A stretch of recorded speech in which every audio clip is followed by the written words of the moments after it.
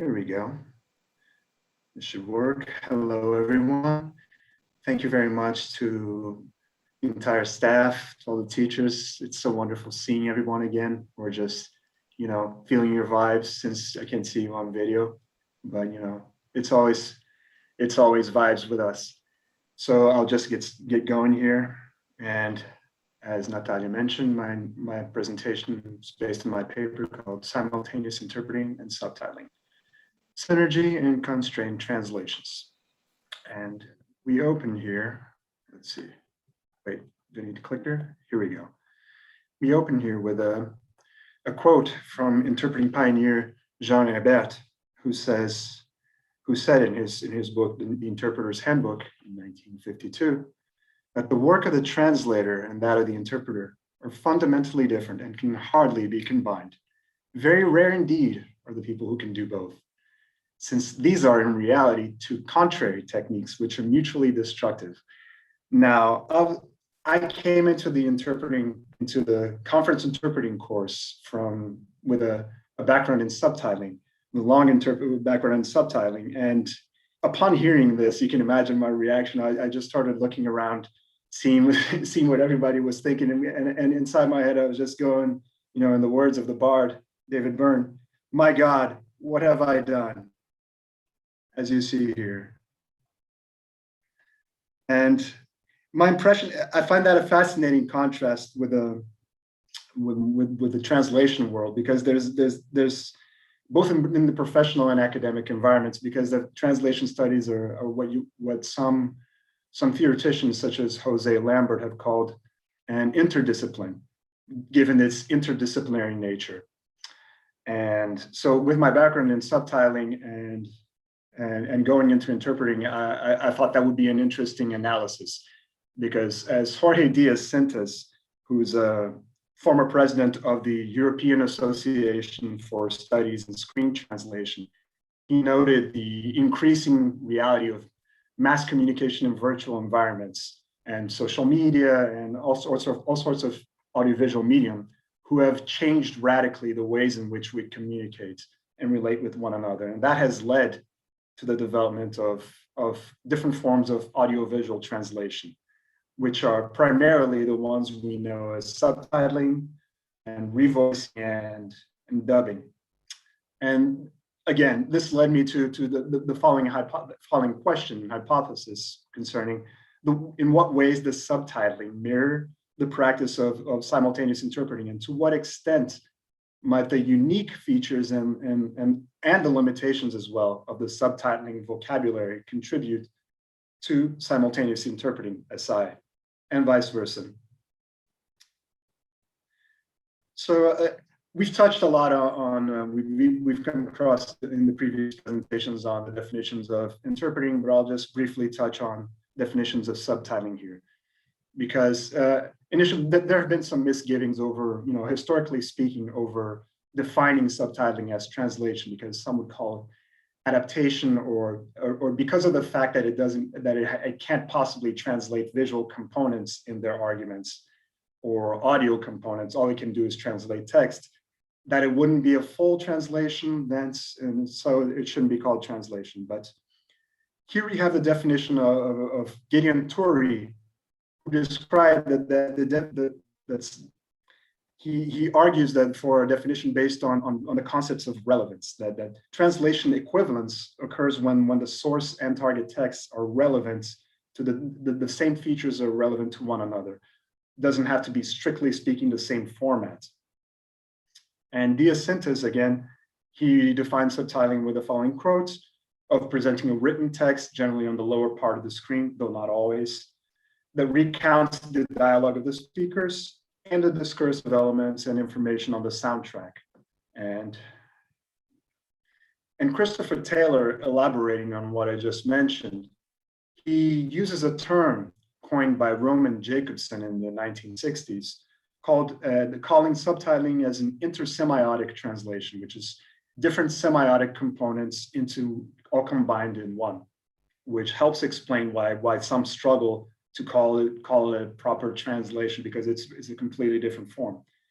And subtitling deals with a number of different constraints, which you can characterize as technical, textual, and linguistic, though I would argue that the most archetypal elements, or the most archetypal constraints of them are the technical ones, in the space, time, and presentation, in that subtitling is limited by the amount of text that the viewer can read, the reading speed. And they would argue that you know, there's only a certain amount of characters that you should put in one line of dialogue or 2 lines of dialogue. Although the example that I put on the screen here is an example that goes well beyond any of these limitations, and it's more an example of what you shouldn't do, really. But because when you put that much text, people have a hard time following the image and what is actually going on the screen, which is integral to what you're trying to consume. Christopher Titford, due to the constraints I just mentioned, characterized subtitling as a constrained translation, which is a key term. In Portuguese, as an aside, I just like to mention that in Portuguese, I'm not too happy with the Portuguese and Spanish translation for that specific term, constrained translation, because they call it tradução subordinada, which, you know, you can back translate to subordinate translation, which I find to have an excessively negative connotation. And it compounds what I just argued about, you know, subtitling being often seen as lesser adaptation rather than full translation. So I prefer constrained translation, but at any rate, tradução subordinada is the accepted formal translation for it. In Diacentis, going beyond that, would also calls it a vulnerable translation, which is one where both the source text and the target text are presented to the consumer, the viewer, or the listener at the same time, which means that, you know, if you have any knowledge of the source text, of the source language, you can detect any errors or what you perceive as errors. And as Jean-Louis Kruger mentioned here, that the one error can negate the entire text's excellent subtitles because it ruins the translator's credibility in the mind of the receptor. And Fotios Karamitroglou additionly mentioned that this is due to an inherent checking mechanism in our brains, which tells us, if the translation isn't what I expect it to be, or if 2 words don't correspond the way that I expect them to be, then that means that it's wrong. I'll just briefly go back to a definition of interpreting to move on. And Roderick Jones, he presents a very anecdotal and easy to follow definition of interpreting, which is simple enough, which he tells us to imagine 2 people sitting in a room. One doesn't speak the other's language. So in order for them to communicate for whatever reason, they call a third person in the room who then relays the information between the 2 people. And that person is an interpreter, according to Jones. Whereas Franz Pohacker, he presents a more technical definition, a more formal definition, which is that interpreting is a form of translation. Interpreting is a form of translation in which a first and final rendition in another language is produced on the basis of a one-time presentation of an utterance in a source language. He emphasizes the immediate nature of interpreting and the ephemeral nature of interpreting, which is performed in real time. And I liken it to live jazz performance in my text, which I find it useful because it's there and then it's gone. And Daniel Gilles, mentioning the cognitive demands imposed on an interpreter, I find it very interesting that he mentions that even both for the beginner interpreter alike and even experienced interpreters after years and years of experience, they still find interpreting difficult. That's a very striking phenomenon, that they continue to find it fundamentally difficult. And he tries to explain this in his effort models of interpreting, which is based on intuitive ideas and observation on his part, which is founded on the idea that interpreting requires mental energy that is available in limited supply, and that the act of interpreting takes up almost all of this mental energy, and sometimes more than is available. And he further explains this with a tightrope hypothesis, which says that most of the time interpreters are working close to cognitive saturation, in terms of processing capacity. So it's a constant balance of how you allocate that mental energy. I'd just like to briefly move on here then to what I consider the position that subtitling takes in the translation world, and it's standing in a greater translation world, going back to what I mentioned about it being considered often adaptation rather than translation. And and academics have presented numerous explanations for this phenomenon, such as accounting for the difficulties in translation studies have a hard time accounting for this intersemiotic nature of subtitling. So because it would require the reformulation of their traditional dogmas and theories, and so the academics have a tough time accounting for that. So less attention on the academics' part is devoted to subtitling, and which helps explain why it's considered lesser. And Lawrence Venuti, in his part, he sees the practical nature of subtitling as a further impediment, in that it's user-oriented or consumer-oriented. And he explains that because academic journals tend to favor more theoretical analysis, they have less room for that sort of practical analysis. And additionally, Alexandra Palmer argues that poor quality subtitles contribute massively to that lesser status, and that poor quality may be due to poor wages for subtitlers, certain lines, or inadequate professional training, which goes for subtitlers, translators, and interpreters alike as a whole. But despite that, Diaz Sintas mentions the increasing prevalence of subtitling in today's world. He says that the development of digital technology, fueled by, I find that very interesting, our society's cult of the image, and indeed we're very visually oriented beings, and that has accelerated the flow and exchange of audiovisual materials. And here, with this development of digital technology and this expansion of AVT, AVT has branched out in numerous directions. And although I'm focusing here strictly on subtitling, I just wanted to point out one particularly fertile field, which is that of fan subbing, which in a way transforms users and consumers into producers and prosumers, to use the modern terminology. And it started with, it's one branch of amateur subtitling, and it consolidated and took hold in the 70s and 80s as a way to broaden access to content that didn't have official subtitles, but primarily Japanese anime, as in the picture here. And I just wanted to point out fan subbing in particular, because although it's amateur by nature and it doesn't follow traditional rules of the field, in many occasions, it presents creative solutions. And here, such as the use of different colored subtitles, they don't follow the same character count limitations or reading speed limitations. And they use maybe moving subtitles here and there, or some subtitles are more opaque than others to indicate how a character is feeling, if they're tired perhaps, or something like that. Or they include explanatory footnotes, as in this screenshot here at the top. You see an explanatory footnote, which, and some might argue that it ruins immersion, but it's useful because it's trying to fully enrich the viewer's cultural understanding of the scene. And Lorinda Van Tonder argues that in essence, fan subbing makes an attempt to feed into the way that audiences interact with media today, which is changing. There's been a change, again, the changing nature of the way we interact with media.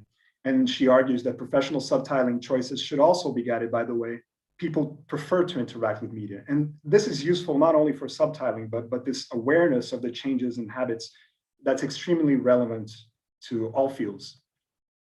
And here we see the different technological innovations which are influencing AVT, such as eye trackers and biometric sensors, which are used to analyze the attention span, or where the user is focusing on, if they're reading the subtitles correctly, or if they're being affected by scene breaks in the film, and things like that, or heart rates, different factors that can tell us more about how the subtitles are being consumed, so that we can change that. And such technological advancements are also influencing interpreting, such as as we've mentioned, as has been mentioned in previous presentations, with the advent of remote interpreting, which has fully caught on during this pandemic, or machine interpreting, which is a looming development, or already a reality in the interpreting world, but which we must increasingly account for. Now, briefly, I just want to switch tracks here to touch on the similarity, a similarity that I see between the role of the interpreter and the subtitler, and compare that briefly to the role of literary translators. Because Jonathan Downey mentions that interpreters, whereas the clients sometimes expect interpreters to be dictionaries on legs, he argues that in order to add value, there should be a relationship where interpreters should be, in truth, the client's partners, and there should be that sort of relationship. And I find it fascinating to compare that mentality to establish approaches in the literary translation world. And like Walter Benjamin, and what Walter Benjamin is saying, that's from 1921, from his famous essay, The Translator's Task.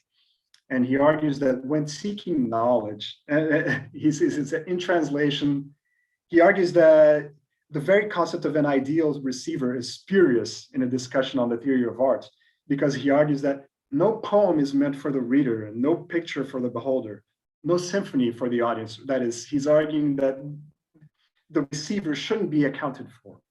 He argues that he favors that the translation, the purpose of the translation is to elevate the original into a higher linguistic sphere, a higher and purer linguistic sphere.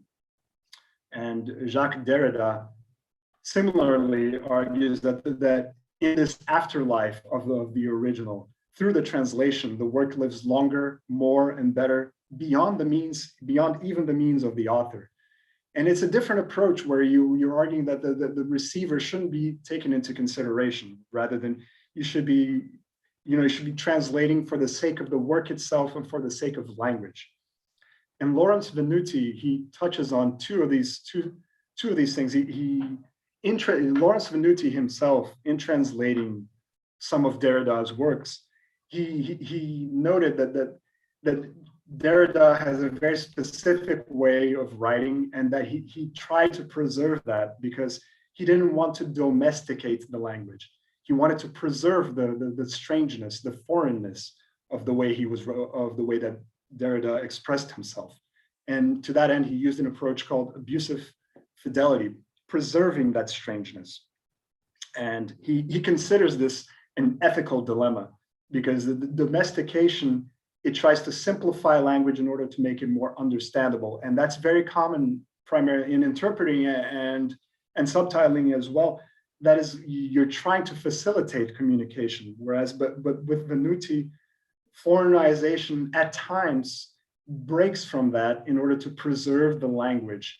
And here I put in the image, you see a comparison of the model for the interpretive theory of translation developed by Seleskovich and Danica Seleskovich and Lederer, whereas comparing the transcoding, which is a straight line, to the process of interpreting, which goes through the deverbalization process. And Venuti, this approach would seem to break from this idea of deverbalization. And I'm not trying to argue that one approach is correct or not. I just find that an interesting comparison. And to be clear, I'm not arguing that literary translation, I'm not trying to present them as an homogeneous monolith. And it's not my intention to paint the literary translation community as, stuck in an ivory tower, scoffing at the lowly mortals, deverbalizing. These are just general observations concerning preferences and approaches developed over the years. And they're different, but they're just as valid and effective in what they're trying to achieve. Moving on to the technical similarities, and I was just wondering how I'm doing on time. Guess I'll just have to speak faster. I'm running out of time here. Just kidding, interpreters, just kidding. Anyway, one of the main differences, one of the primary differences that I address in my paper is the crucial importance of succinctness and reformulation and being brief in that both subtitlers and interpreters, they reduce the amount of text in order to make it clearer and in order to make it more easily digestible, and this is due to the restrictions imposed on both. And in order to avoid saturation, the cognitive, saturation and overload. And there's also a similarity with regards to the immediacy. I mentioned the immediacy of interpreting, but I said it again, as I mentioned, this goes for subtitling as well. I mentioned here as well, one thing I find very interesting in both is the consideration that even though we have to be economic in the language we use, then we should still account in considering what to cut out. We should still consider elements such as politeness and face dynamics and microaggressions, particularly today. And Alexander Palmer, she carried out a very thorough analysis of face dynamics in the Russian movie, which I depict here in the screenshot, called Autumn Marathon from 1979, illustrating which, it's an ideal choice because Russian dynamics, Russian movies have a lot to do with this idea of face dynamics. And she accounts for how the subtleties and gestures of the characters can make an enormous difference to the understanding of the work. Pedro, just to let you know that you don't have 5 minutes, you have 7, okay? Just to 7 minutes? compensate. Okay. Yes. Okay. I'm gonna speed up. Okay, let me just don't do that. Skip? Okay. No, I'm just telling you that you have 7 minutes, okay? Okay. Sorry. Okay. I'll keep track. Oh, okay. Well, again, I'm just addressing the ways that the limitations can lead to a more polished final product. And as Jones argued, that Roderick Jones again, that this should be seen as an opportunity, not as an unwelcome constraint. And both interpreting and subtitling are vulnerable and constrained translations using the definitions that I presented before, which I find very interesting. I'll just skip this part here. And I'll just quickly touch on my personal experience because I moved, again, as I mentioned, I moved from subtitling to interpreting. And although I moved on, I had the privilege of starting with a good linguistic foundation in English and Portuguese. This helped me focus on the technical elements of subtitling.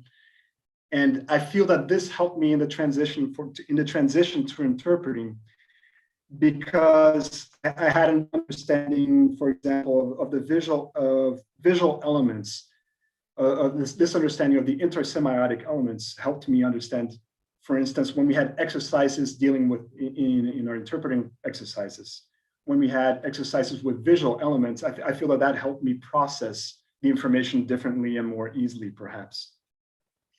But interpreting, what I found very useful was this visceral understanding of the cognitive overload. I found it very interesting as well. The preparation of the interpreter is extremely thorough, and it's very different. It's much broader than the preparation of the subtitler, because the subtitler knows what he's translating. He has a script to follow, whereas the interpreter is, even when he has a script, he knows that the speaker can digress at numerous points. So there's about several different considerations. And there's also a human and cultural aspect, because you come into contact in interpreting on a more visceral level with human and cultural considerations. Because in many cases, the subtitler is shut off in his room, just translating by himself, whereas the interpreter has to account for other people. And moving on to research, I just mentioned that many different academics touched on how subtitling can aid in language acquisition and in different forms for example, the pedagogical exploitation of interlingual subtitle material can be a powerful aid to language learning, and because of that visceral visual effect that's very stimulating for us. And Laura McLaughlin, one of the main things that I want to address is that Laura McLaughlin did studies on multimodal transcription, which I think it's very useful for possible incorporation in interpreting learning as well, which is you separate an audiovisual work into the many different elements. You take a scene and you divide it into the elements like visual, camera, action, soundtrack, subtitles, and all the different codes here, like the musical code, iconographic code, which is the different visual elements on the screen other than, what is being said. And that's used to, break down the visual element into many different things that you can consider that beyond the language itself. That's something that helps us helps our understanding of the language and what is going on that goes beyond the visual. And here we have an element from a sample that she presents from a multimodal transcription of Italian filmmaker Nanni Moretti's film Aprile. And she goes on to the detail of the Moretti's talking to his wife, and you have numerous different observations of their dialogue and the switches that take place. And beyond that, I'll just skip ahead a bit. There's a program by the Hellenic Open University, was called Learning via Subtitling, where there's a program. They created a software to help in the use of subtitling for language learning.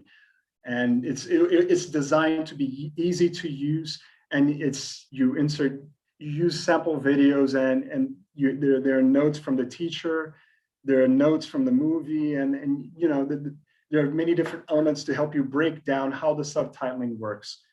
And I'll just move on quickly because as far as adaptations from subtitling to teaching interpreting, there should be an awareness of the difference between the oral and written registers.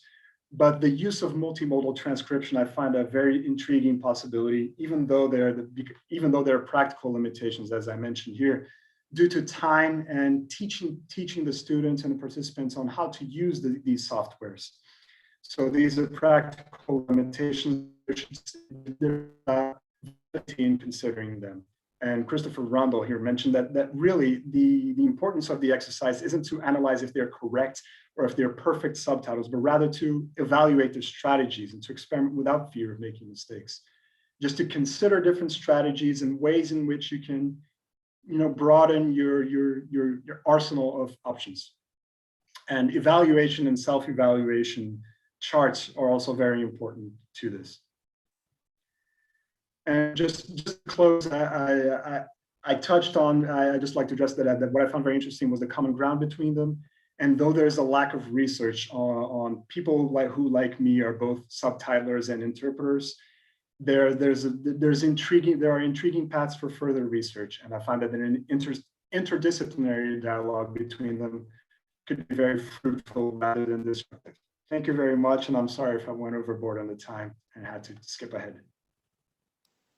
Thank you so much, Pedro. It was very good. Unfortunately, we don't. Go ahead. No, I just like to apologize for the interpreters. I know I was probably speaking quite fast. Yeah, actually, you were breaking a bit. That was the main problem. Oh no! Yes, that was a problem for the interpreters, but there was nothing we could do. It was a problem with connection, so don't worry about it. Oh, that sucks. That's okay. Next time was it really bad? Towards the end it was, but not the beginning. So sorry about that, guys. I'll switch over to Portuguese now. Tá bom. Então, ai, gente, poxa, muito obrigada, Pedro. Pena. E foi quanto tempo? Foi quanto tempo o quê? Eu passei muito. Não, 2 minutos, eu te dei os 2 minutos. Você ficou nos 2 minutos que eu te dei, tá tudo certo. Tá bom, então. Obrigada, Pedro. Gente, que pena, desculpa pela minha conexão. Imagina, tá tudo bem. Infelizmente não tem tempo para pergunta agora, então a gente vai passar para a próxima apresentação, que vai ser a apresentação do Marcelo. O título da apresentação do Marcelo é A Linguística Aplicada à Preparação, proposta de um glossário básico para a área de naval e offshore. O Marcelo fez graduação em máquinas marítimas no CIAGA em 1989 e em letras na UERJ em 2005, onde também fez curso de especialização no ensino de língua inglesa como segunda língua em 2019. Atualmente, é professor de inglês para fins específicos do Centro de Formação de Oficiais da Marinha Mercante Brasileira, CIAGA, onde também atua como tradutor e intérprete. Também trabalha como consultor linguístico para o Sindicato de Trabalhadores dos Mestres de Cabotagem da Marinha Mercante, Sindimestres, e está cursando mestrado em Linguística Aplicada, centrado no ensino de inglês para fins específicos para engenheiros. Os intérpretes dessa palestra serão a Soraya e o Gustavo. Então, Marcelo, você pode compartilhar a sua apresentação? Olá, boa tarde a todos. Vou compartilhar aqui um instante.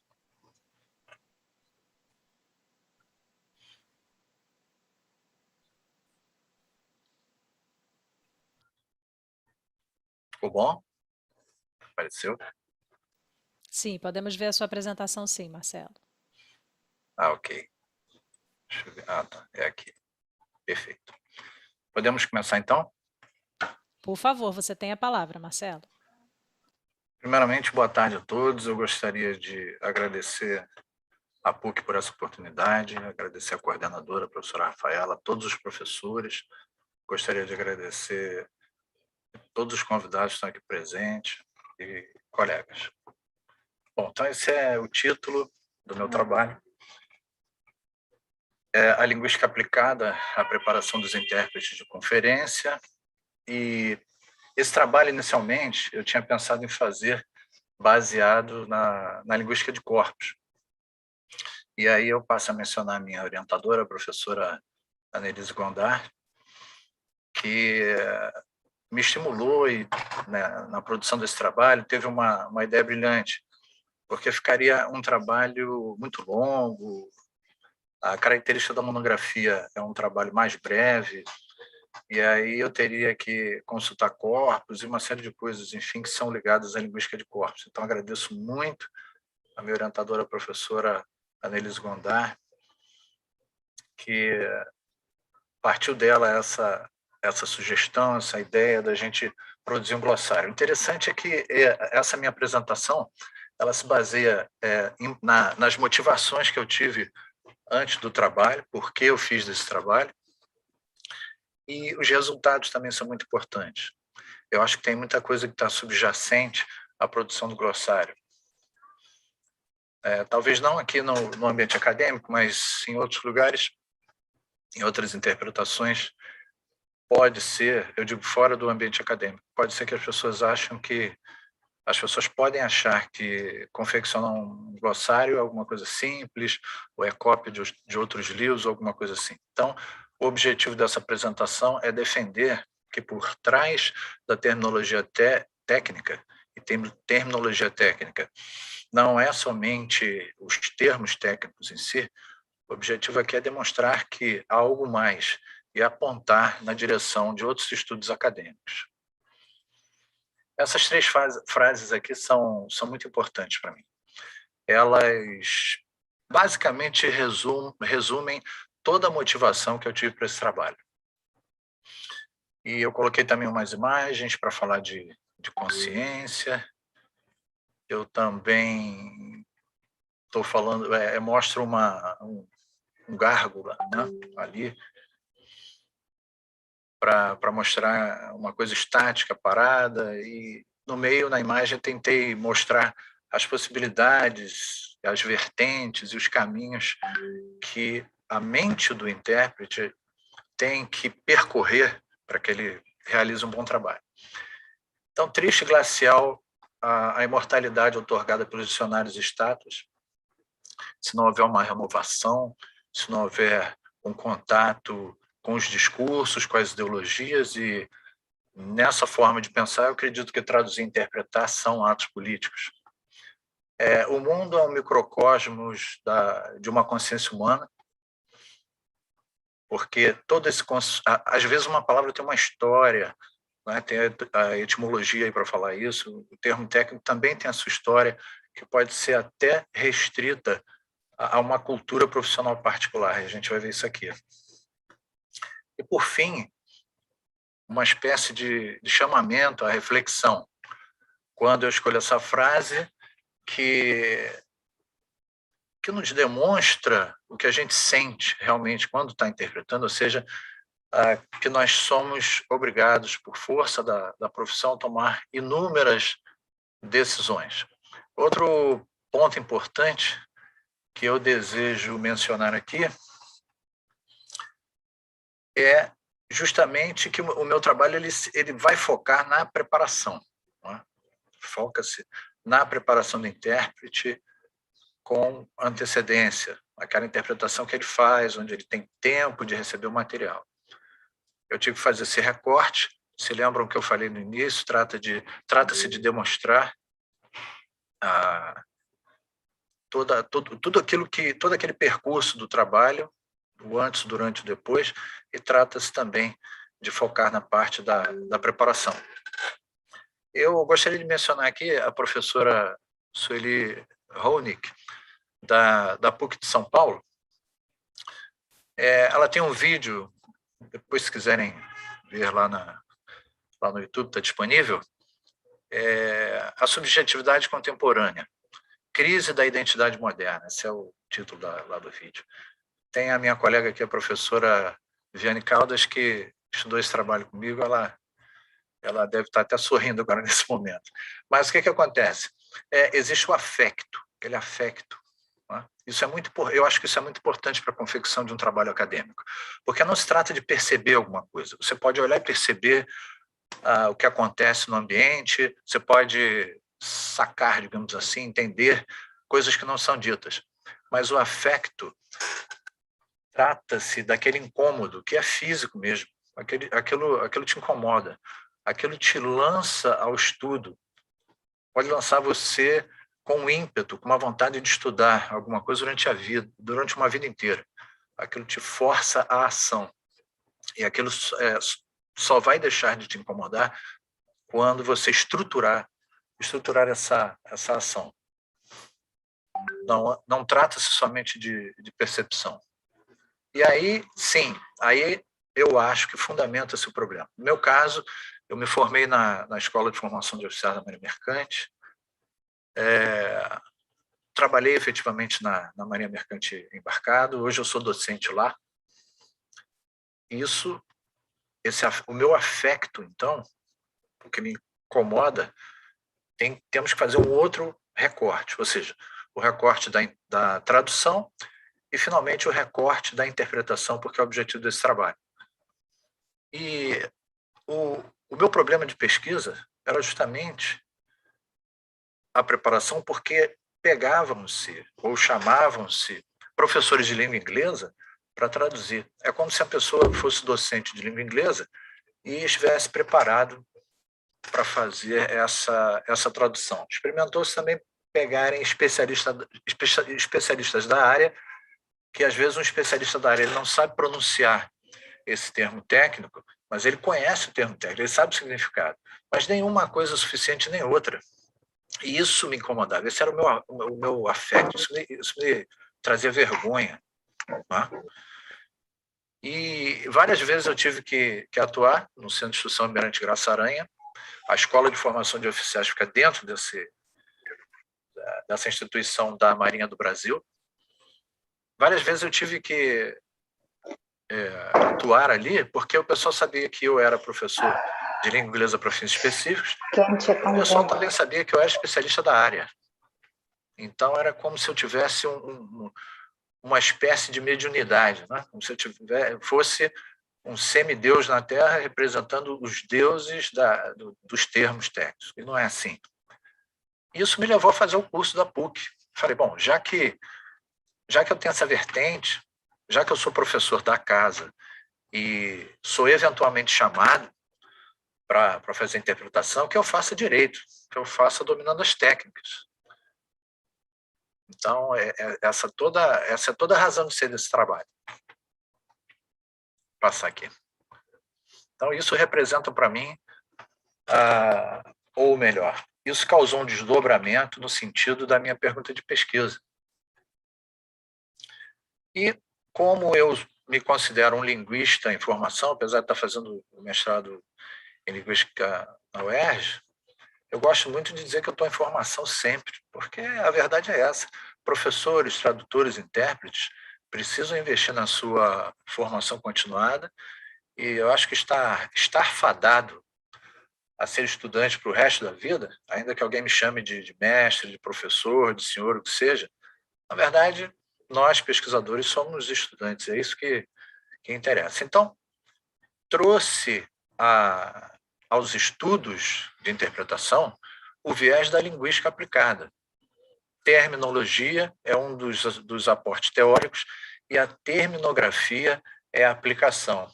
Então, às vezes não é fácil, eu digo a todos que às vezes não é fácil você fazer os recortes, tá certo? Dentro de uma área de estudo que puxa terminologia, terminografia, dos estudos de interpretação, modelos de esforços, sociolinguística. Então, sem as discussões que a gente teve com a professora Annelise, sem as sugestões dos pareceristas, que ajudaram muito, ficaria difícil. Não é fácil, gente, mas é muito gratificante. Eu não uso mais o termo hipótese, eu uso o termo asserção, porque, se lembram, no início eu falei que eu ia me apoiar na linguística de corpos, mas seria uma tarefa meio hercúlea. Então, eu fiquei com a parte da terminologia, terminografia, linguística aplicada, terminologia, terminografia e asserção. O termo asserção, usado por alguns autores, permitem que você faça alterações no que seria a tua hipótese durante a feitura do trabalho. Se bem que a partir da minha asserção não mudou tanto, em estudos mais aprofundados você tem 2, 3, 4 asserções. Então, eu tenho também a pretensão de sugerir, ajudar um pouco os meus colegas na feitura das suas monografias, chamando a atenção para o afecto, aquilo que te incomoda, aquilo que te causa até desconforto físico e que pode ser transformado num problema de pesquisa. Procuro demonstrar também que é necessário que você tenha claro a sua pergunta de pesquisa, a sua hipótese ou as suas hipóteses. Não é? Esse quadro aqui representa uma tentativa de sintetizar todo o aporte teórico que eu quis trazer para fundamentar o meu trabalho. Vejamos, eu venho de um ambiente profissional onde poderia-se pensar que qualquer professor, ou qualquer engenheiro, ou qualquer oficial de náutica seria capaz de interpretar out of the blues, né? Quer dizer, nada, e venho com uma proposta fundamentada, dizendo assim, espera aí, para um pouquinho aí, não é assim. Só o estudo da preparação do ponto de vista dos glossários já dá margem para bastante coisa. Agora, você imagina os outros aspectos, as apresentações maravilhosas que a gente veio aqui, e aí eu retomo as palavras do professor Cristiano, não é? Quanto a, se não me engano, foi o professor Cristiano, falou existem pontos de contato entre as várias apresentações. A professora Fernanda Matias mencionou aqui a questão das associações de intérpretes e tradutores que conseguem uma espécie de ponte com a academia, né? Eu acho isso fundamental e eu acho esse papel fundamental. Mas prosseguindo aqui, a terminologia, ela te dá condições de você estudar o termo técnico, compreendendo duas coisas. Que o termo técnico é subjacente às áreas que ele serve. Então, quando você diz que você tem termos técnicos de engenharia e você quer trabalhar com aquela terminologia, você percebe que você vai comunicar as impressões, as informações de um termo, de uma categoria profissional que usa aqueles termos para facilitar a comunicação. Parece um paradoxo. Muitos intérpretes, tradutores e professores acham que os termos técnicos difíceis, eles são metafóricos, são reconstruções, mas, na verdade, eles facilitam a comunicação profissional. Não é? Se, por exemplo, eu uso o termo drive, não é? Que é um termo comum na língua inglesa, só que drive, como substantivo, pode ser chaveta. Não é? Chaveta é uma peça de aço que segura uma outra peça num eixo. Então, há uma apropriação de um termo que, naquele circuito fechado de profissionais, funciona muito bem. Então, é para aí que a terminologia se lança. Não é? O modelo de esforços de Daniel Gill, que foi mencionado há pouco também pelo brilhante colega Pedro, eu relacionei com a parte da terminologia técnica, porque um autor chamado Finato, ele coloca de forma brilhante que esses termos técnicos, vindo desse paradoxo, ou seja, esses termos técnicos que facilitam a vida dos profissionais e que aparentemente dificultam a vida dos tradutores e intérpretes, na verdade, seriam considerados por eles nódulos linguísticos. Então, eu senti isso no coração, pessoal, nódulo linguístico. Quando você para ali, quando parece que está esgotando a tua energia, se me permite a brincadeira, quando dá vontade de sair correndo, e aí você não sai correndo porque você estudou, você tem a técnica, você omite, ou você faz uma parágrafo, uma paráfrase, alguma coisa assim. Terminologia. A terminologia, aí sim, é a confecção do glossário em si. Existem normas, regras. O glossário é um gênero discursivo. Mas eu cheguei a pensar assim, mas será que eu não estou indo muito longe nessa história de glossário? Será que o glossário precisa ter tanta elaboração assim?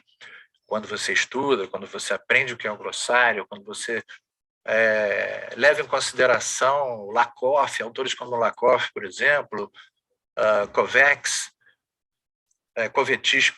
Covetis, que falam sobre a questão das metáforas conceituais, dos modelos mentais, aí você realmente percebe que a terminografia, sim, é a aplicação, é a feitura do glossário, ela é a aplicação da terminologia.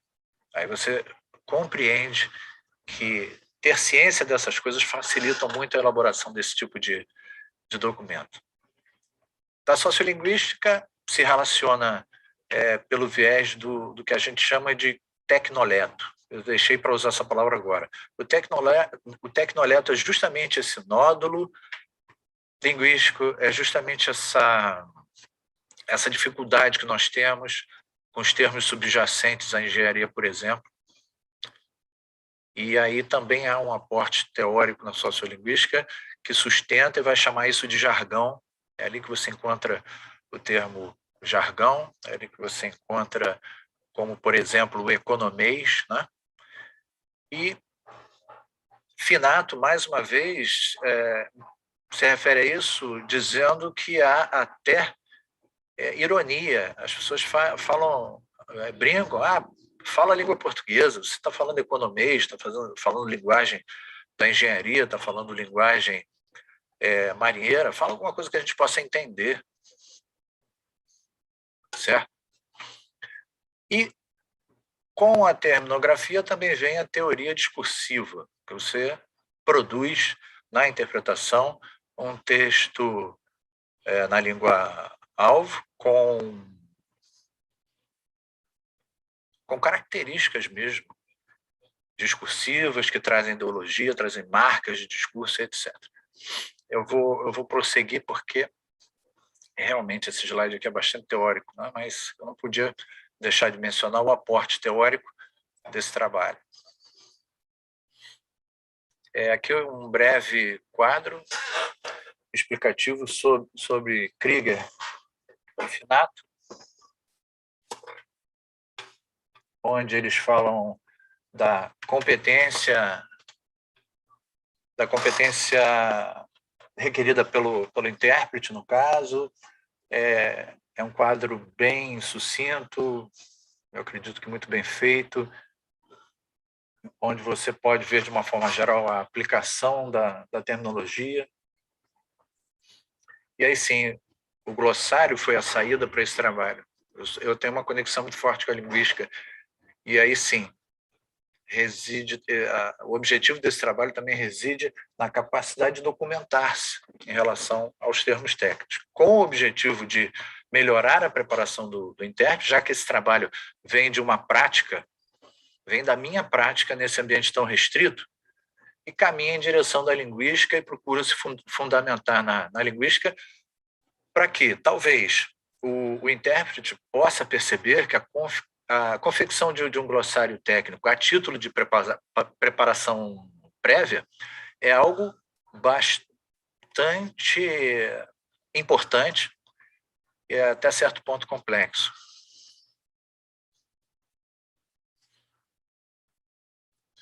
Dada a natureza breve do trabalho, foi feita uma pesquisa bibliográfica,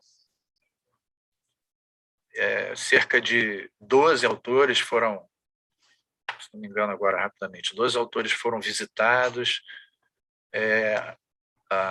Eu fui bastante ajudado pela professora Annelise a fazer esses recortes. Você recorta e depois você costura mesmo, né? Costura para que, no meu caso, eu conseguisse chegar a conectar a terminologia com a terminografia, com o modelo de esforços e poder mostrar, traçar um panorama, né, de tudo isso que é abordado aqui. E com o apoio agora da terminografia, levando em consideração entradas, referências, etc. e tal, que são coisas mais aplicativas, né, desse meu trabalho, merece uma leitura mais profunda depois, né? Você vê a mecânica, a construção do glossário. E aqui eu mostro alguns exemplos tirados do trabalho, e aí você pode ver a parte estrutural mesmo do glossário. Como tem, por exemplo, anchor chain, né, que a tradução para a língua portuguesa é amarra, né?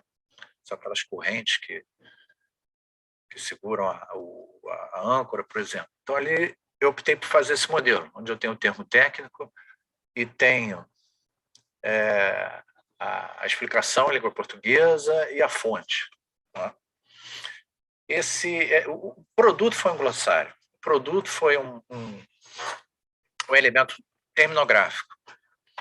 Mas o percurso é o que é o mais interessante. Mais interessante é o percurso, realmente. É o que foi necessário para poder chegar até aqui, nesses termos.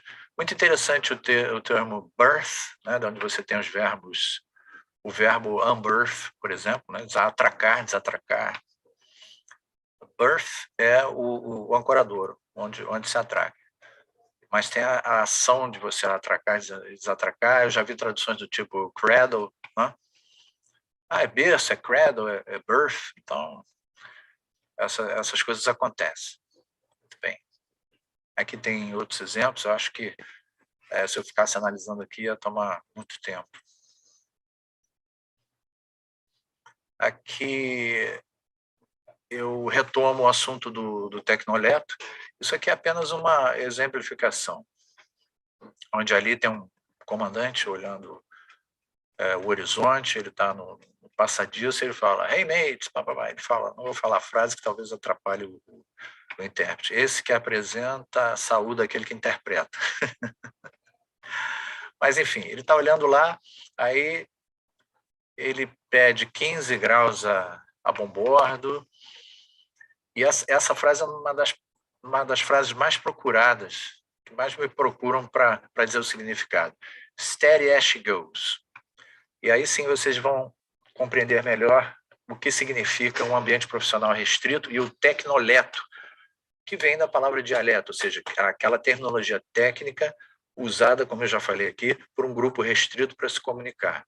Por incrível que pareça, isso é considerado fácil. Então, quando você vai fazer uma guinada para Boreste, uma embarcação, a tua principal preocupação é com a proa, né? Com o aproamento.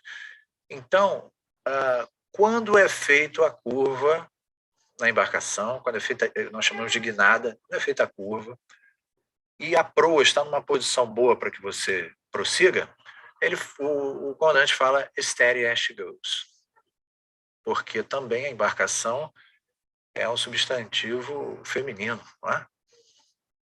É chamado de ela, não é? E a resposta embaixo, tá? Para quem não é da área isso é complexo, mas para quem é da área isso é extremamente tranquilo de entender.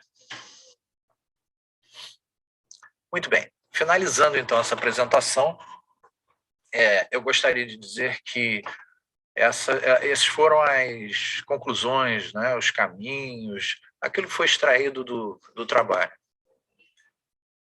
Existe uma diacronia, pode parecer até muito fácil dizer que os termos técnicos não são fixos, mas aí eu queria destacar o aspecto diacrônico desses termos. Por exemplo, durante o meu trabalho, eu menciono que existem termos da tradição marítima, naval propriamente dita, não é? Como anchor, digamos assim, como anchor, e existem palavras que foram cunhadas a partir do incremento do offshore no Brasil, digamos assim, de 2005 para cá, a data pode não estar muito exata. Então, essas palavras mais novas, geralmente você encontra mais fácil em dicionários, em sites da internet, etc. Essas palavras são criadas num contexto diferente. E as palavras mais tradicionais, num contexto mais antigo, elas se transformam, mudam de sentido ou são abandonadas. Então, eu falo, para que seja compreendido, eu falo numa trajetória diacrônica. Há um tecnoleto, eu tenho que confessar que eu tinha o sentimento daquilo que era uma cultura profissional restrita, mas eu não conhecia esse termo tecnoleto, confesso, foi através da pesquisa, e eu achei muito interessante esse termo, foi através da pesquisa com esses autores, principalmente Krieger e Finato, que as coisas fizeram mais sentido para mim, ou seja, todo aquele sentimento desordenado, todo aquele afecto foi se transformando em algo que pode ser comunicado, pode ser discutido, pode fazer parte da linguística aplicada. Os termos não... E por último, os termos não são criados à toa, né? Eles têm toda uma relação com a área, eles trazem história, eles trazem a sua aplicação discursiva, e eu acredito realmente que quando você leva essas coisas em consideração, você consegue fazer um trabalho melhor de interpretação, principalmente se você é intérprete daquela área, se você segue aquela área como medicina, direito, área naval e offshore. Então, como eu sou um seguidor dessa área, eu consigo alinhavar e compreender essa prática. Então, isso veio da prática e tornou-se um trabalho acadêmico, e nessa tarde eu tenho a oportunidade de oferecer a todos. Não como algo pronto, jamais, mas como alguma coisa que possa servir para que os colegas possam refletir, ou confirmar, ou criticar. Isso é que é bacana no trabalho científico, na pesquisa, nada está pronto, né? E como sugestão de trabalhos futuros, aí sim, um trabalho de mestrado, por exemplo, podemos falar da questão da linguística de corpos, puxar esses estudos para os estudos sociolinguísticos, falar de política, de ideologia, por exemplo, de termos que são utilizados pelos superiores hierárquicos, que são menos utilizados por marujos, etc. E tal. Muito obrigado a todos. Aqui eu finalizo a minha apresentação. Obrigada, Marcelo. Não percebi que você estava concluindo e ia te dizer que você tinha 4 minutos ainda, mas agora já são 3. Já são 1 minuto, na verdade, eu errei. Muito obrigado. Obrigada, Marcelo, pela excelente apresentação.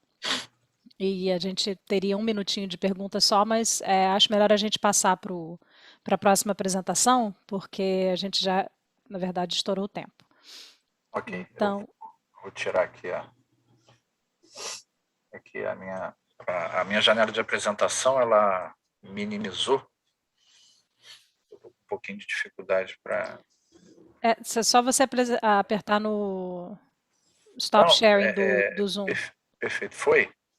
Não. Não, é que a janela da minha apresentação, ela minimizou. Eu estou preocupado aqui porque eu aperto e ela não... Pronto, ela fechou agora, mas agora você tem que parar de compartilhar só. Não, exatamente. É que eu estou só com a minha janela minimizada e não sei por Estou que... entendendo, Pronto. Marcelo. Pronto, já fiz para você, Marcelo. Obrigado. Muito Pronto. obrigado. Desculpe, tá? Nada. Muito obrigado. Um beijo para todos, um beijo para a professora Inês, que é a minha orientadora lá no ERJ, a professora Marcela Yoshin Valente. Eu estava lá assistindo a defesa do doutorado da Alessandra. Forte beijo, professora. Ainda aguardo até hoje as suas anotações das nossas aulas de aperfeiçoamento linguístico. Muito obrigado. Nossa, estou devendo, é? Estou devendo? Ah, Marcelo. Ah, meu Deus, me dedurou Ai, em ai. público. Vou procurar, eu tenho tudo guardado. Aliás, Desculpa, muito Marcelo. precisas, viu? Me ajudaram muito. Ah, tá. Ah, bom, achei que você não tivesse recebido. Tá bom, vou procurar de qualquer forma. Obrigada, Marcelo. De nada, eu que agradeço. Então vamos passar para a próxima apresentação, que é a apresentação da Amanda, que já está aqui. O título da apresentação da Amanda é A Interpretação da Cabine ao Palco, uma comparação entre intérpretes e atores. A Amanda é formada em Relações Internacionais pelo UFRJ, estudou teatro na Companhia de Teatro Contemporâneo e no CEFTEM, além de estudar dublagem e canto com profissionais renomados de ambas as áreas. Na pós-graduação em Interpretação de Conferências pela PUC Rio, buscou usar todo o conhecimento previamente adquirido a seu favor. Os intérpretes da Amanda vão ser o Fernando e a Ana. Então, Amanda, pode compartilhar a sua tela? Can you hear me well? Yes, I can hear you very Okay, well. let me share. Okay, can you see it? Almost there. Yeah, we can see it, but not on full screen mode. Is it full Yes. screen now? Yeah, perfect. All right, let me start my timer so I don't get sidetracked. Okay, so good afternoon, everyone. I'm really happy to be here today. I appreciate the invitation very much. And I'm going to present my paper, which is titled Interpretation in the Booth and on Stage, a comparison between interpreters and actors. So why did I choose this theme? Because as I went on studying interpretation, I noticed that there are many overlaps between both areas. So I thought it would be interesting to conduct an investigation of just how deep the similarities went. And because I am an actress myself, I've been an artist for as long as I remember, and I thought it would be very interesting to explore these similarities.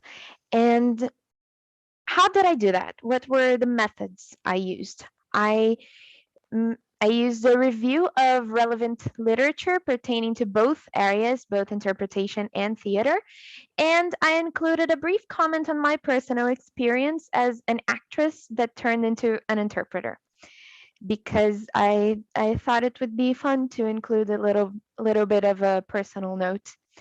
And what were the goals of my paper?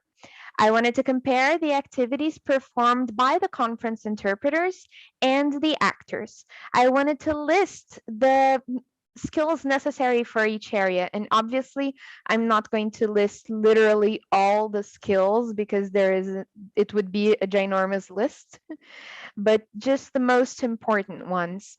I wanted to investigate the similarities between acting and interpreting and to prove that they were closer areas than it may originally seem.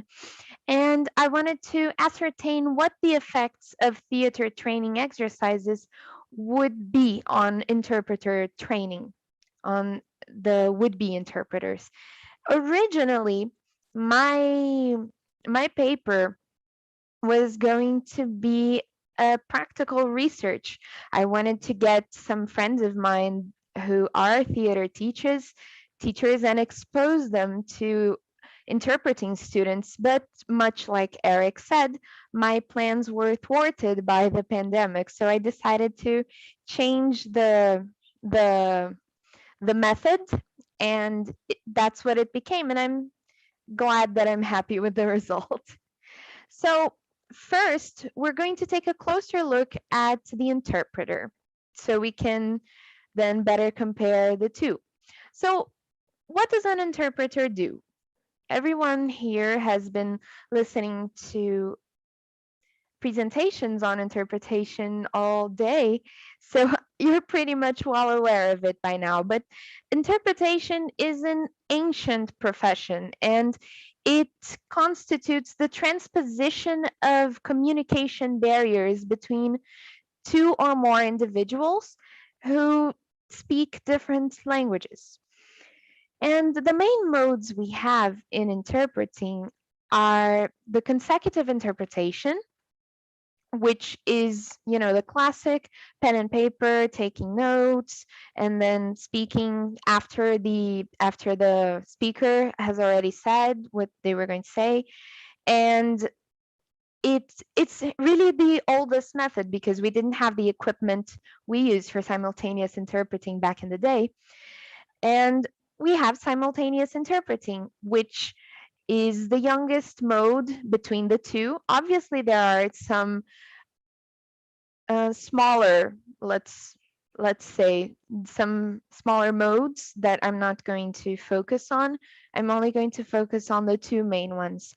So simultaneous interpreting, as I believe Gustavo said in the morning, came to be after the Second World War because of the Nuremberg war trials and the necessity to have the war testimonials be translated into many different languages at the same time, and the technological advancements that made possible for simultaneous interpreting to actually happen. So we have these two main modes of interpreting, and that's what us interpreters focus on. We are trained to make sure the language barrier is transposed in the best possible way. And for that, as I'm sure it has already been said, we have to study a lot. We need to be familiarized with other people's cultures. We need to know a lot about the people, both the people from whom we are translating, and the people to whom we are translating. So there is a lot of knowledge that goes on in the behind the scenes, a lot of preparation. There were many papers by my colleagues that focus on preparation, and it is a very prolific topic and an ever important one because us as interpreters need to prepare as thoroughly as possible in order to be able to do a good job. But how do we do it? How do interpreters do what they do? For that, I chose to focus on pretty much the patron saint of interpreting theory, Daniel Gil. And in his book, The Basic Models for, I forgot the title, sorry, but I should have included it in the presentation. But he came up with the effort models for interpreting. And he came up with those models because he wanted to conduct a thorough analysis of why interpreting is so difficult. And it is considered basically universally difficult, especially simultaneous interpretation, but I think it goes to, it works for both in all modes.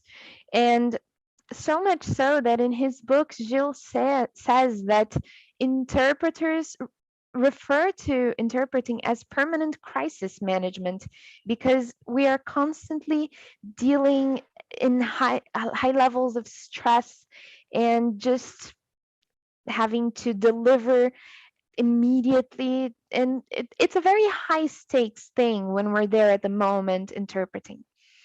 And through his analysis, Gilles was able to ascertain that there were many different processes that occurred simultaneously within the interpreter. And he decided to call these processes efforts. So there are many different efforts that are going on when you're interpreting.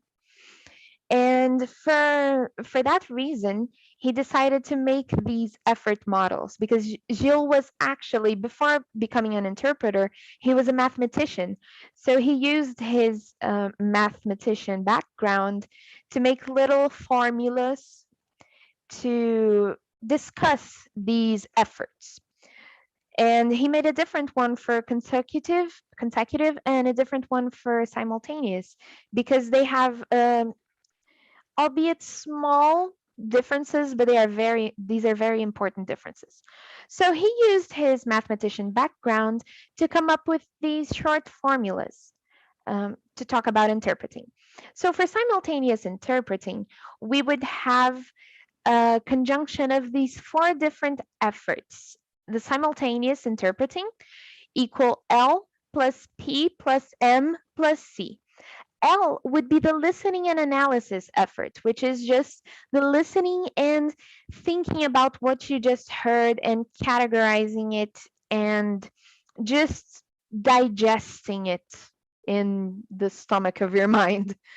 The production effort would be saying it, producing the speech, choosing the correct, not the correct words, but the best words and just producing the speech. The M would be the memory effort, which is specifically when we're doing simultaneous, it's immediate. So it's the short-term memory effort that you need to apply in order to remember the order in which something was said, or a name or a date, which are usually the hardest things for us to remember when we're interpreting. And C would be the coordination effort, which is the amount of energy you need to put into just keeping it all organized and together. For consecutive interpreting, he divided it into 2 different phases because consecutive has 2 different phases. The first phase is when the interpreter is listening to what the speaker has to say. So he says that the first phase is comprised of the same L that is in the simultaneous interpreting, the listening and analysis effort. But then we have a new effort. It's called N, note-taking effort, because we have a little notepad that we are taking notes of the things that would be harder to remember, like the names, the numbers.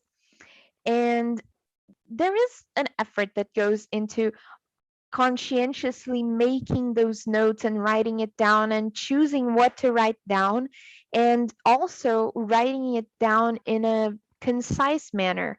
We have many classes and many different ways of writing it down. We have a class to teach us what is the most efficient way, and it's a subject that is a very fertile ground for studying, because note-taking is a monster in itself, so there are many scholars that actually devote their study into trying to make the note-taking process the most efficient it can be, so that the interpreter can just look down and at a glance recognize what is being said there and be able to completely restructure that sentence. So it may seem silly, you know, like you just take a pen, you just take a paper and you go write it down, but it's a lot more than that, because when you're simply writing it down, you have time to look at what you wrote. Oh, my handwriting looks a bit weird here. You have the time to decipher it, and time is a luxury that us interpreters do not have. So it is an effort. It is a very important effort, and it is something that should not be overlooked. And then in addition to the note-taking effort, we have the M, which is now dubbed the short-term memory operations. And remember, in phase 1 of consecutive, we're writing it down. So it is the effort for us to remember what to write down as we are listening, because maybe we're writing down a figure and the speaker is already saying another figure. So we have to remember what he said as we're finishing writing the first figure down, and we have to keep the second one in our short-term memory before we're actually able to write it down. And we also have the coordination effort, C, which is always present. Now, in phase 2 of consecutive interpreting, we are producing. It's when we're taking what we did in the first stage and actually transmitting it to the audience. So phase 2 is comprised of the remembering effort, which is what we do when we're trying to remember the things we didn't write down, the minor things, and it's just engaging your memory and remembering. And along with that, we have another new effort, which is the note reading effort. Because like I said, the notes have to be the cleanest and most concise possible so that you glance at them and you're able to decipher them. You can't take too long because you're not reading a book. You have to, oh, I wrote that, and just say it. You can't really look at your notes for like a minute before speaking. You can't do that. So it has to be something immediate. So you have to put conscious effort into it. And along with that, you have once again the coordination effort, keeping it all together. So those are the models that Gilles came up with. And in order to come up with these models, and why he called and the reason he called these processes efforts, he turns a little bit to cognitive psychology, and they distinguish automatic and non-automatic mental operations. Automatic mental operations are those things that you do pretty much at a snap. It's things you do automatically and don't require any conscious effort, pretty much. And non-automatic mental operations are the opposite. They are things that you need to conscientiously focus on and apply effort in order to make it work. And interpreting, interpreting deals with the latter. It deals only with non-automatic mental operations. Therefore, interpreting demands a lot from the human brain. And we are not machines. We are not computers with unlimited RAM. We don't have unlimited processing capability. Interpreters have a limited total available processing capacity because we are human. You know, our heads can only do so much. And Gilles says, like my colleagues before me have already said here, the total processing capacity should not exceed the total available processing capacity that our brain has. Because if we're doing something that needs more than we can give of us, then we're not going to be able to do enough.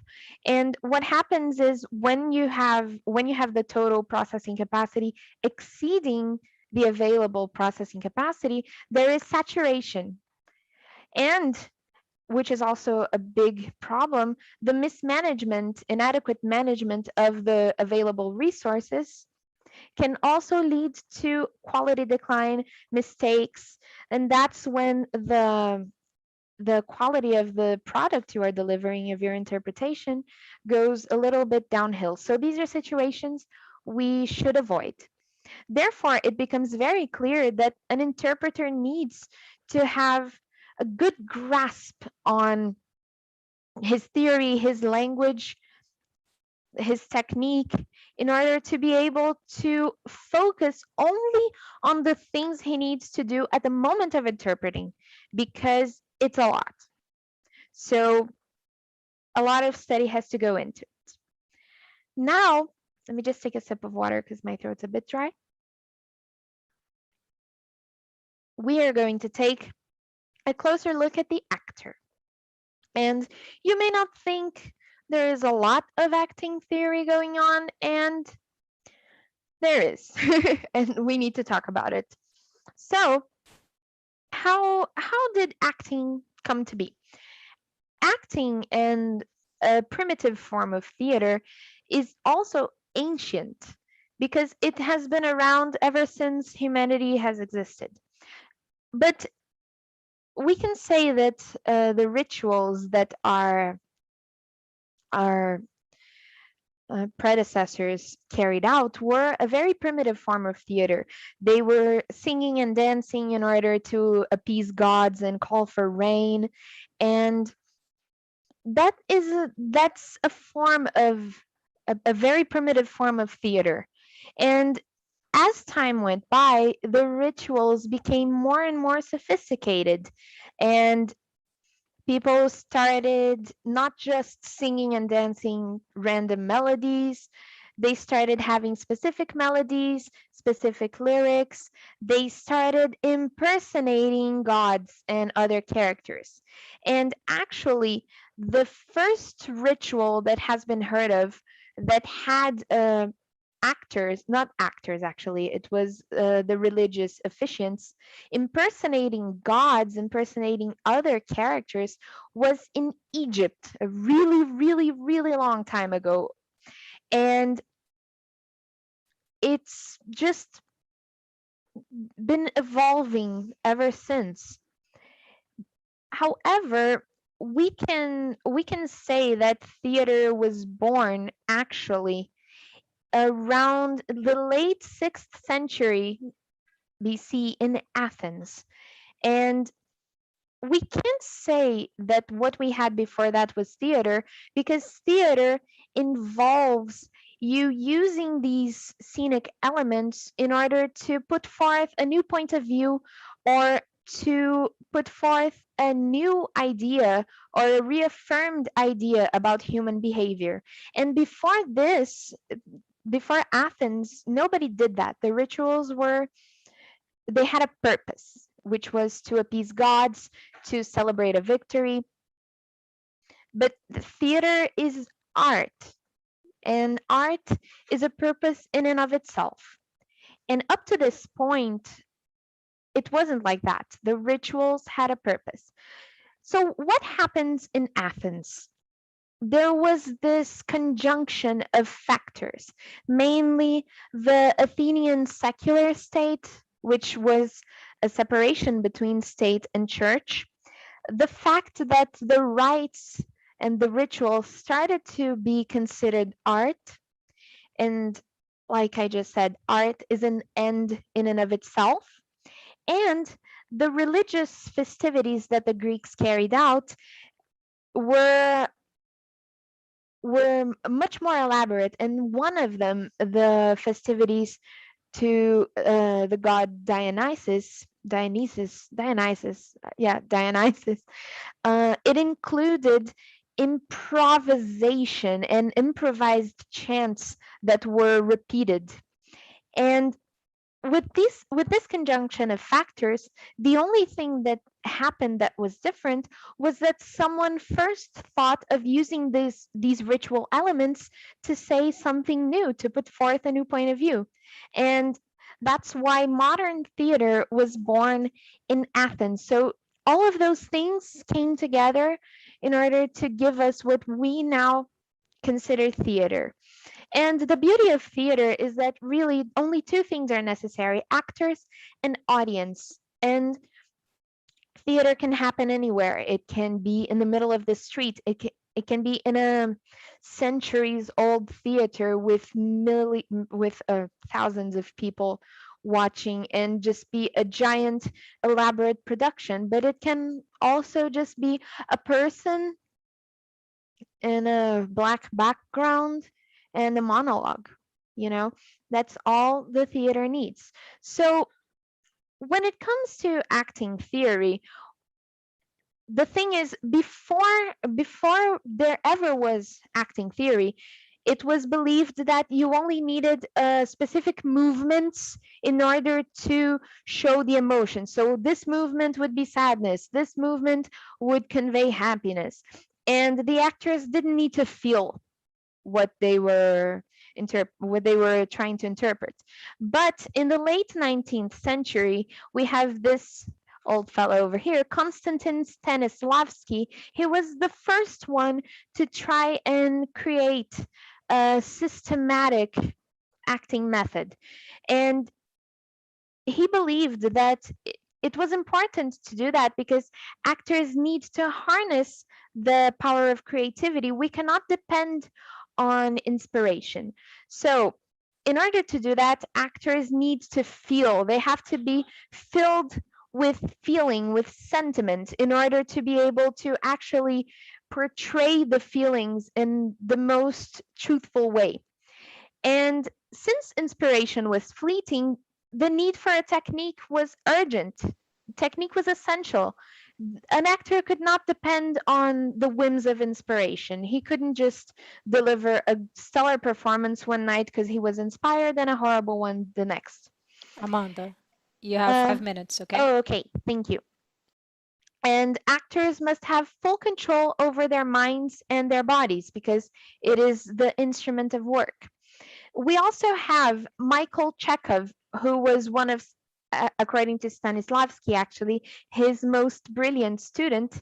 And he created a list of these 3 must-haves for an actor. An actor has to have a body that is sensitive to the creative impulses, has to have a rich psychology, a very, very fertile mind, and a fertile imagination. And an actor needs full control over body and psychology, because, like I said, it's his work tool. And it's important to have an imagination that is so prolific because we don't know everything about a character just from the script. We need to create the background so we can portray the character in the most truthful way possible. Also, along with them, I decided to cite the French director, Antonin Artaud, because what he said is very interesting. He says that an actor is an athlete of the heart. We must flex our affective muscles and just transit between emotions. And the spectators need to be given the chance to relate to the play. But for that to happen, the actors must deliver complete performances because we can't relate to one-dimensional characters. We relate to full-fleshed humans. So it was very important to have the technique in order to produce that. So all of these actors, directors, all of these scholars, they came together to create this. There isn't just one method of interpreting. You know, all of the methods they created, they speak to each other, and it's really just a personal choice. You must choose what methods, what aspects you're going to take from what methods. There are many different acting schools, but no doubt Stanislavski had the biggest influence in Western theater. That's a given. So now about the similarities that I wanted to analyze between both areas. There are so many similarities. Even the word used is the same for many languages. We say interpreting. It's literally the same word. That's how similar they are. So the main objective of both areas is communication. They must be performed in front of an audience, because if you don't have an audience, who are you going to interpret to? Who are you going to act to? Both of these experiences are ephemeral, because they're just there in the moment. You can't replicate them the exact same way ever again, because it's a product of the dynamic between them, the actor, the interpreter, and the audience. Just talent is definitely not enough. Training is essential. For the interpreter, even if you have a talent with languages, you need to know the techniques of interpreting. Otherwise, you're going to struggle a lot. And you need to know the backgrounds and the cultures, because it's more information. And the message is not their own, and the message is the priority.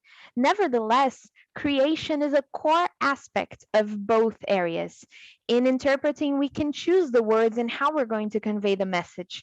And in acting, we can choose how we're going to make the background of the character to portray it. Both must have a lot of general knowledge to be able to transmit the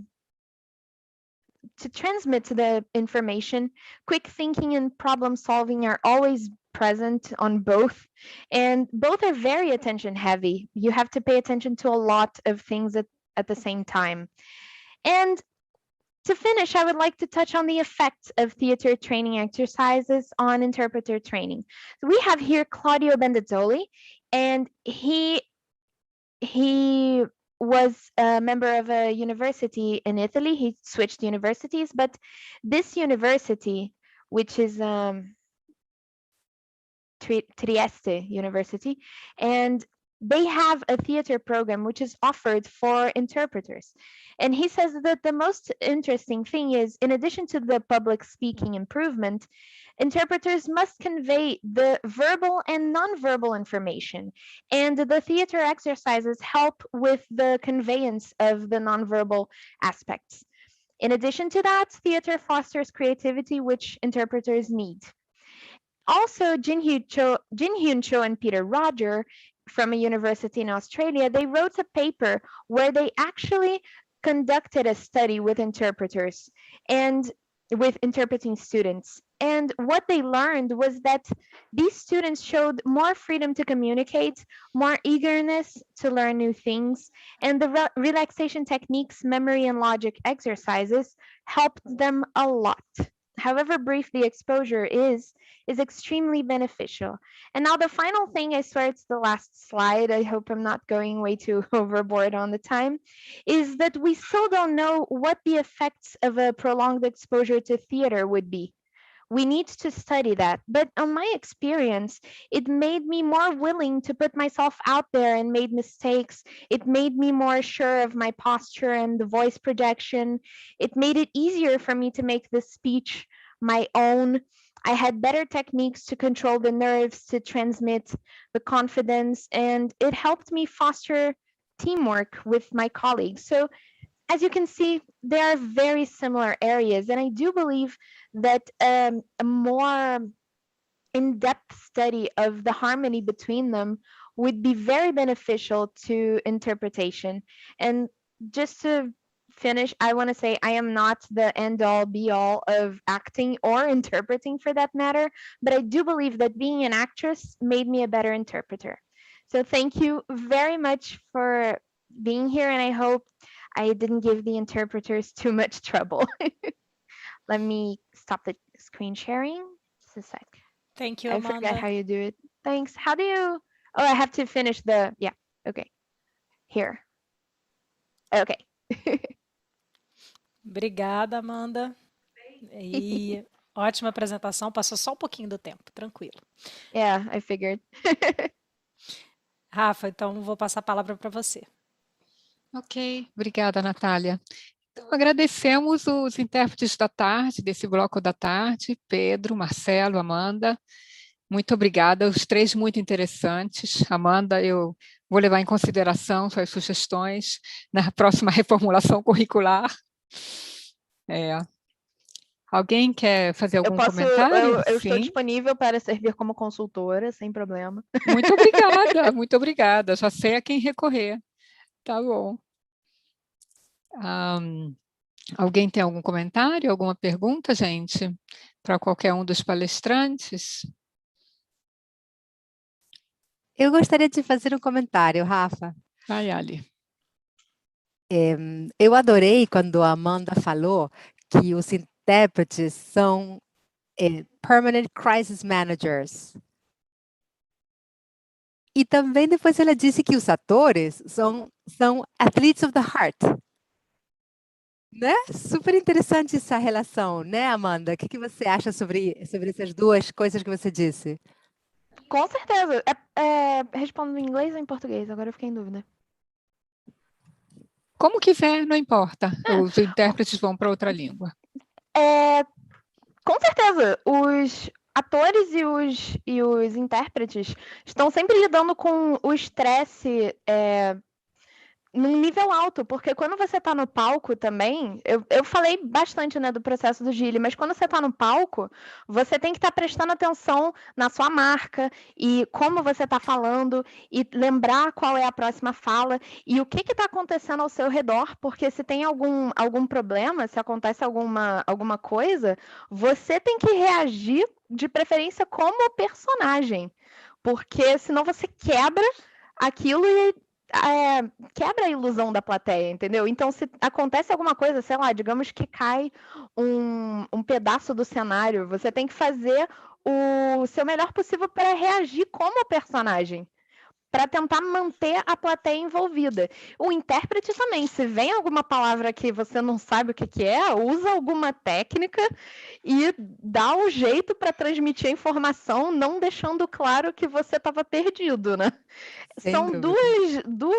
duas áreas que você precisa sempre estar top shape, sabe? Você sempre tem que estar ali e atento, desperto e prestando toda a atenção que você puder prestar. Sim. E isso de crisis managers, mas agora do que nunca, né, Rafa, Nath, Fê e todos os seus colegas aqui presentes, somos totalmente crisis managers na remota, né? É tudo nós, tudo conosco.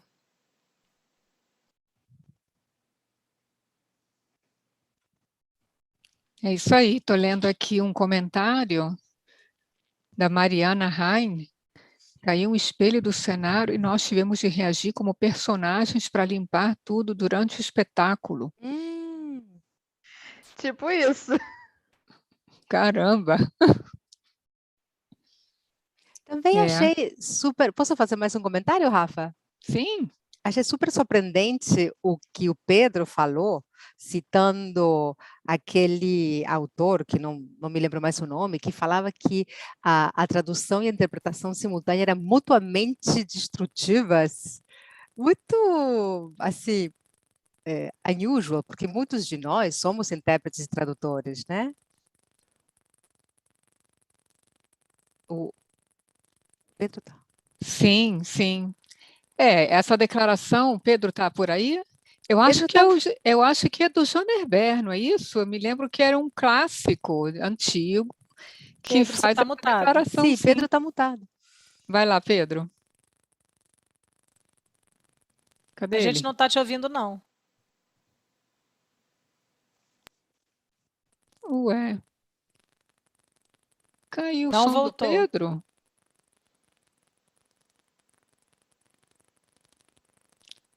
Língua de sinais. Quem manda não saber? É uma cita de Jean Herbert, não sei se é Herbert ou não sei se é francês. Two contrary techniques are mutually destructive. Uhum. Tá ruim. Tá ruim o som dele mesmo, não tá conseguindo falar. Ok, bom, eu não concordo.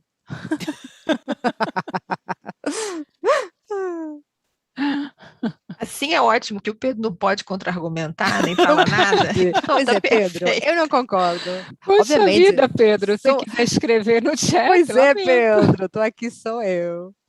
Mas assim, eu acho que, obviamente, o esforço de interpretação é um e de tradução é outra, mas não são mutually destructive. Não, para mim, olha só, não posso deixar de comentar, ainda mais eu, Rafaela, e uma turma aí gigante que se formou em tradução e interpretação e trabalha com os dois as duas modalidades há tanto tempo são complementares, na minha opinião, só que você tem que saber fazer a distinção entre uma e outra. Habilidades diferentes, mas também muitas habilidades sobrepostas, inclusive preparação, glossários, pesquisa. E depois você tem um tipo de concentração diferente para fazer o trabalho escrito de tradução e um tipo de concentração diferente para traduzir lá na hora. Exato, Fernanda, mas exatamente isso que você está falando, que o Pedro está colocando ali no chat. Vamos, com todo respeito por Jean Herbert, a citação se refere às competências específicas, que são muito diferentes, sim. Então, o Pedro está fazendo esse comentário. Sim, eu só falei para... Só para não... stir up a debate. Não, e sobre o espelho, eu também não posso deixar de me lembrar, tudo bem, não é no palco, mas na cabine, quando cai uma mesa, derruba a água, tem uma colega grávida do seu lado e etc e tal, e você continua falando, interpretando, e está tudo certo, vamos em frente, é mais ou menos isso. Às vezes caía a bancada da cabine, isso, né? Já aconteceu. Ou quando entram 3 técnicos dentro da cabine, mais sua dupla, e você continua interpretando. Todos eles tentando resolver o problema que deu no áudio. Gente, 4h15, vamos ter que encerrar, que pena. Foi um prazer enorme receber a todos os convidados, super obrigada aos alunos que participaram, ex-alunos que se interessaram, aos intérpretes e aos palestrantes, e last but not least, muito obrigada à equipe, ao corpo docente que trabalhou no backstage, tá, gente? Foi bem bacana o nosso trabalho. Fiquei feliz e fico feliz por ter proporcionado essa oportunidade a todos, né, de troca de experiências, divulgação de trabalho, foi bacana mesmo, né? Então, é isso, agradeço e até logo, e convido somente os intérpretes a ficarem, tá, para a nossa sessão de feedback, que ainda teremos isso. Alô. Pedro, você está voltando. Alô, ouvi. Ai, gente, desculpa, quer falar alguma coisa? Aqui. Não, era basicamente isso que eu tinha comentado no chat. É isso, ficou claro, Pedro. Você foi... Assim, é mais as competências que realmente são diferentes, que o tradutor não pode esperar migrar para a interpretação e ser automaticamente competente, né? Que são, isso. Lógico, Pedro, eu só falei para te dar a chance de explicar, não para dizer você, de jeito nenhum. Não, é que eu fiquei nervoso mais com o áudio mesmo, gente. Não tava... Eu entendo perfeitamente. Não, foi ótimo você levantar isso, Alicia, porque estamos aqui para isso, o debate é isso, né? Para a gente trocar ideias. É uma frase muito chamativa, assim, que na hora eu pensei, gente, será que é tão diferente assim mesmo? Assim, será que de fato eu não vou conseguir, assim, sabe? Mas são competências diferentes, mas é justamente isso, de explorar o terreno em comum que tem. E a Amanda fez parecido com a atuação também, que existem elementos em comum, tem essa mesma questão da expressão, do imediato, assim, do crisis management, como ela disse, assim, né? Que é tudo muito importante. Ok, então estamos encerrando. Pode parar a gravação. Obrigada. Um forte abraço a todos. Abração beijo mesmo, no coração. Muita saudade.